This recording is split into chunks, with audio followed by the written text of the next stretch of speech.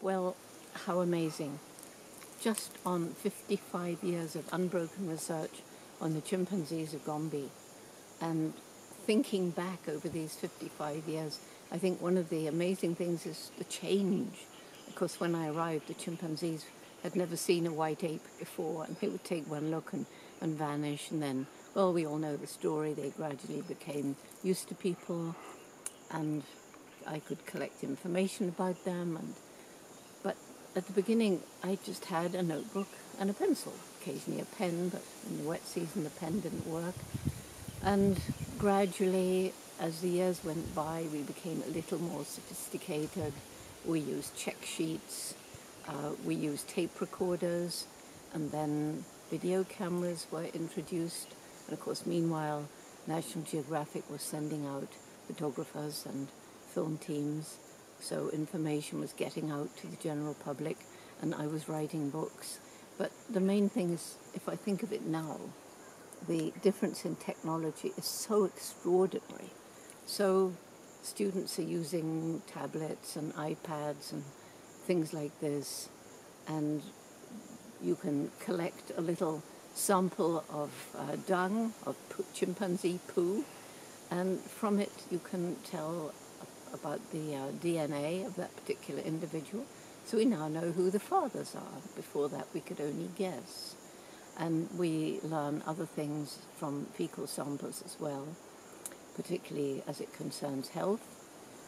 And the first time I flew over Gombe in a small plane in the late 80s was a real shock, because outside the park the forest had gone, and at one time it was contiguous forest from Kigoma all the way around through Burundi, curling round into Congo.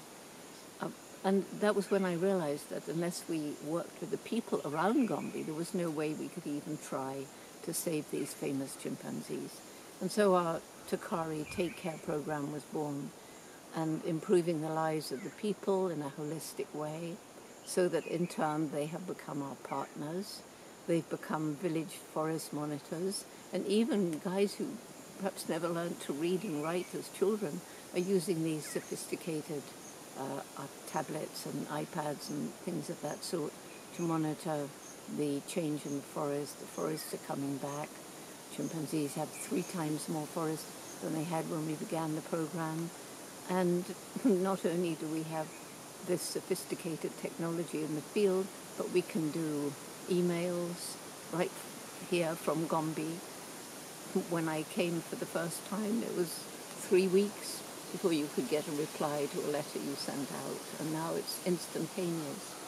And finally, I suppose, working with, first of all, ESRI, and then Digital Globe, and Google Earth, and now NASA, so we can get all the details of everything that's going on around Gombe, as well as keeping up the records of these amazing chimpanzees. There's not many left that I know really well, but good old Gremlin is here with daughter Gaia and their growing family, including Goodall and Gimli, and some of the F family as well.